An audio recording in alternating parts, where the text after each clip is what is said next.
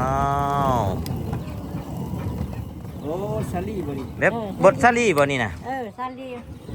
อืม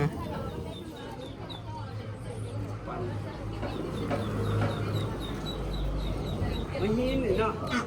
หินเฮ็ดเอานี่หินเอาถ้าเป็นผู้เฮ็ดนี่นะฮู้บ่ถ้าเป็นผู้เฮ็ดตัวนี้นะบอกจะกัดบ่นี่ติดกันเลยบ่นี่มีแต่แก่นอยู่นี่คือว่ามีแก่นเนาะน่าจะมีพอน่าจะมีแกนโอ้แห้งแล้วนี่เช่นมันน่าจะหลุดออกเนาะกันบ่มีซาลีเบิดแล้วเนาะพอเราเอามาใส่เบิ่งดูขอซาลี่บ่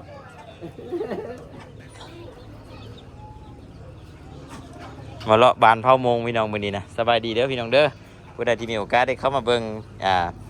วิดีโอของมื้อนี้เนาะที่มาเที่ยวอยู่บ้านนาปุ้งเมืองฮงซ่าแขวงสัญญบุรีมีมามื้อนี้พอดีเพิ่นได้เฮ็ดเฮ็ดพี่น้องเป็นเฮ็ดบุญนั่นแหละเป็นบุญปีใหม่ของเผามงเพิ่นเฮ็ดเขาจะเอิ้นว่าเฮ็ดบุญกินเจียงนะ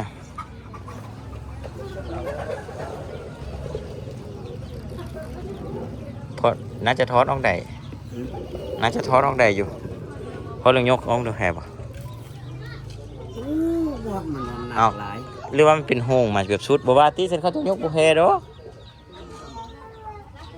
ยกเด้อต้องแฮนะต้องได้นะบ่ได้บ่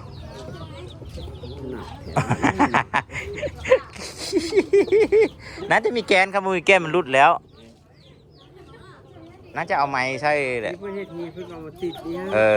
มีอยู่มีกินมันซะเฮ็ดเกียร์นะ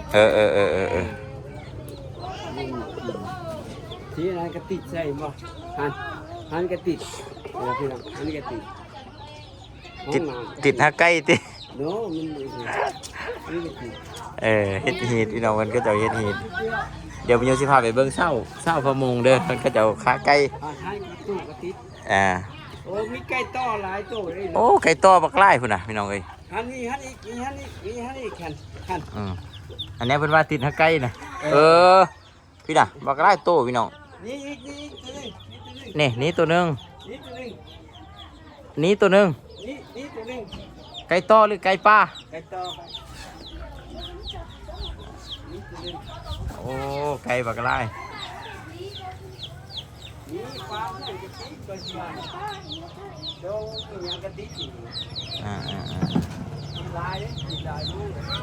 บุญปีเมาพระมง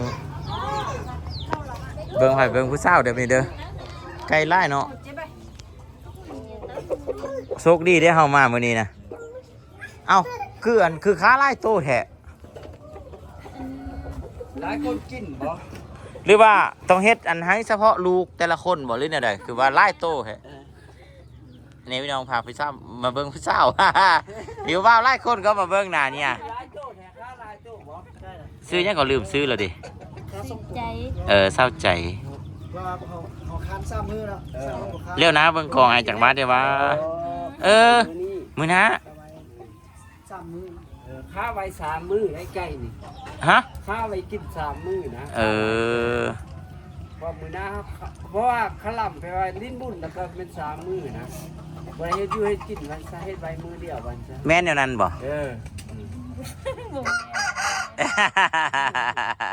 อย่าขายมันได้กันเลยเนาะว่ามาลิ้นน้ำกับค้าชูเบ้ากินโอ้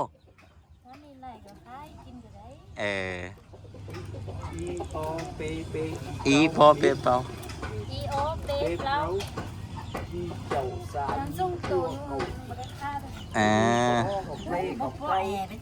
พี่น้องอันน่ะมาเบิ้งภาพนี่เราคิดเห็นในใดนี่นะนี่จุ่มมีหัวทรายอยู่ตู้เลยอยู่ในตู้อ่ะจุ่มมีอยู่ตู้จุ่มมีอยู่ตู้น่าหลบดูมาแต่ที่ผมมาตกท่อโอ้ผมว่ามันโนเจ้าโอ้มาหน่อยโอ้มักเลี้ยงไก่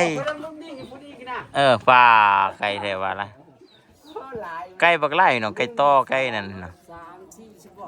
5 6 7 โตคุณเป็นว่าไปไล่บอลเฮ็ดไล่อันเนาะ7 โตมื้อนี้โชคดีเฮามาเห็นผู้สาวใจ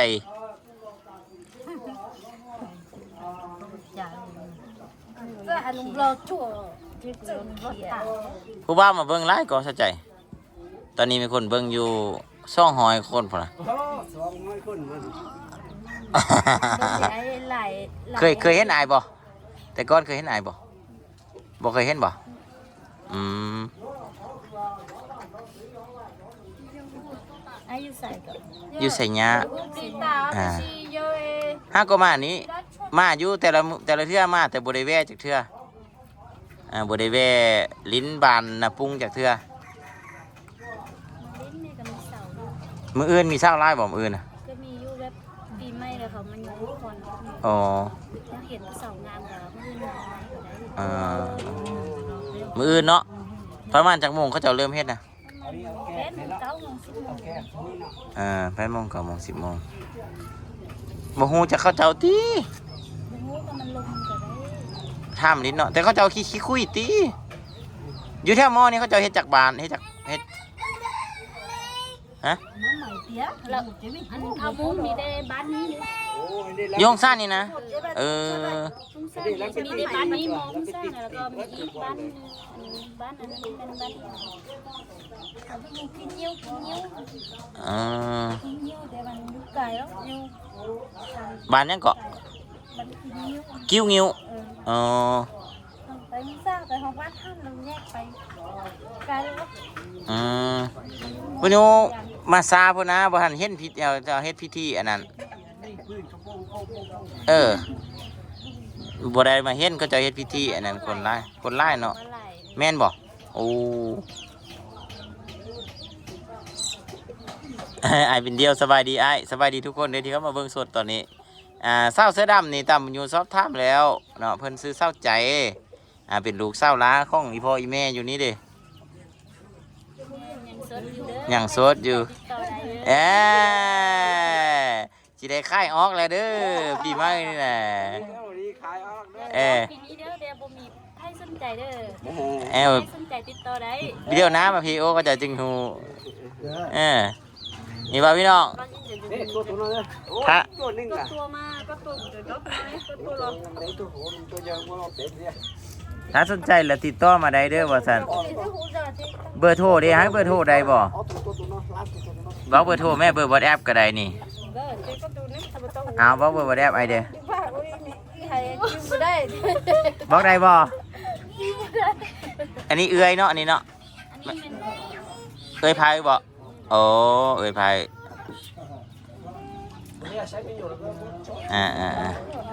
ฝากเบอร์ไว้นำไอ้ดูไอ้สิบอกให้บ่ฮู้ได้เนาะ เบอร์แล้ว บางเทื่อเบิ่งน่ะมีผู้บ่าวอยู่ต่างประเทศพุ่นน่ะเบิ่งน่ะมีก็ มีได้เขาบ่สนใจดอก โอ้ผู้สาวงามเขาก็สนใจแหละเนาะอ้าวให้หยังอีกแล้วพี่น้องวันนั้นน่ะค่อยมาถามเพิ่นอีกเอา ขอบใจเด้อมื้อแรกนี่มัดแค้นเนาะมื้อแรกเนาะมื้อแรกเฮ็ดควันบ่สุควันบ่ สุขลาบ่มัน อ๋อมีแต่สุควันซื่อๆเนี่ยเป็นพิธีนี่นะเห็นมันเฮ็ดพิธีอยู่ในนี่ดิ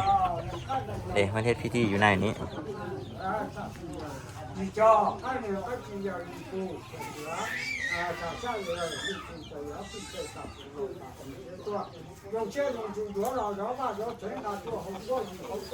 เขาจะกำลังเตรียม เอาขอบใจเอ้ยออกไปดิย่างลิ้นพุ่นก่อนไปพี่ติพอ ไปตรงนี้นี่ออกไป อ๋อนี่เริ่มเห็นผู้สาวแล้วเบิ่งนี่ผู้สาวน่ะน่ะพ่อคนน่ะ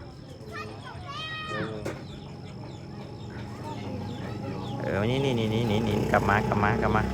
เดี๋ยวซูมเบิ่งหน้ากันเด้อ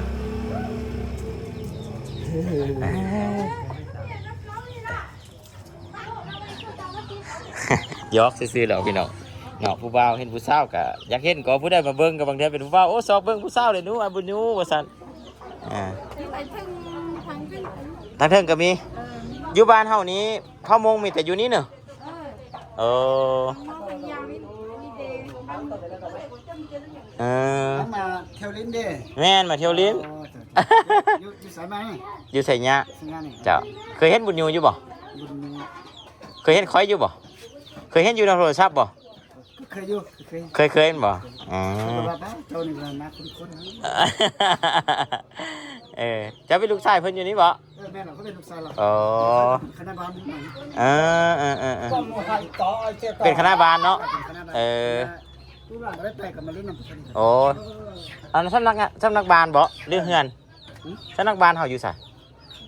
สำนักบาลสำนักบาลนะห้องการบาลนั่นน่ะ นี่ โอ้อยู่ฝั่งนั้นบ่ นั่งใหญ่ อ๋อโดยอันนี้เฮือนเฮาตี้เฮือนหลังนี่โอ้เลี้ยงไก่หลายเนาะ 2ตัวเลี้ยงเบิ่งซื่อๆดอกนี่ มื้อใดเขาจะเอาส้นงัว วันที่12นี่นะ วันที่12 วันที่12 อ๋อ 12จะเป็นมือเนาะมือมือ อ๋อ12โอเคขอบใจไอ้เดี๋ยวบุญยูซีเอาไปลิ้น ครับทีบ่ได้เมื่อที ยังยังอยู่สิได้มาเบิ่งมื้ออื่นเริ่มเนาะ เริ่ม มื้ออื่น11มื้อ12มีหลายคู่บ่ ก็มีหลายคู่ประมาณ3-4คู่นี่แหละ แต่ว่าเฮาอันเวลาเฮาเฮ็ดนี่เฮาส้นนี่มีเดินส้นต่างหากบ่หรือว่า เฉพาะบ้านมันบ่ทันมี มีแต่ว่าส้นกันอยู่หน้าหั่นเลยบ่เลยซะ ในกลางหน้าสุด อ๋ออยู่กลางนามีแต่ผู้เบิ่งอยู่ใกล้ๆแล้วปลามันส้นกันเนาะแล้วเฮามีรางวัลไว้ ก็บ่มีเนาะ มีแต่ม่วนเนาะ ม่วนซื่อ เพ ราะว่าเฮาบ่มีอันสังเวียนแท้เนาะคันเฮามีสังเวียนนี่ก็สิได้เฮ็ดคือเจ้ารำคือมีรางวัลแล้วของขวัญให้เพิ่นโดยเอ้ามื้ออื่นคันมื้อนั้นเราบ่อยู่สิมาเบิ่งเจ้าไอ้เป็นคณะบาลเป็นนั่นน่ะเอาในบ้านบ่ห้องใน ห้องในบ้าน อ๋อโดยไอ้ซื้อหยังขอโทษจ้ะ ทำดีเฮ้อ ทำดีเฮ้อจ้าโอเคเอาขอบใจหลายๆฮู้แล้วพี่น้องข้อมูลเพิ่นว่าเพิ่นสิส้นงัวมือหือว่าซั่นบ่ฮู้ว่าพ่อต้องตันไปปะบ่อยู่แล้วติบ่ไปจักเทื่อ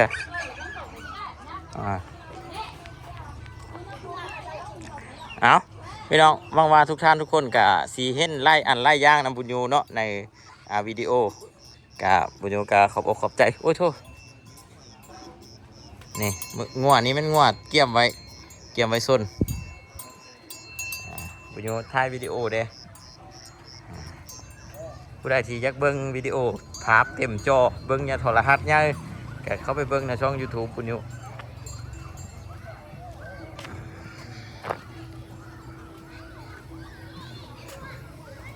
ขอบใจพี่น้อง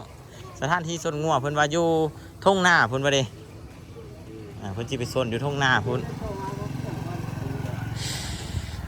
ดิบ้านนาปุ้งบ้านหนึ่งที่ขึ้นกับเมืองหงซ่าแขวงสยามบุรีเห็นบ่พี่น้อง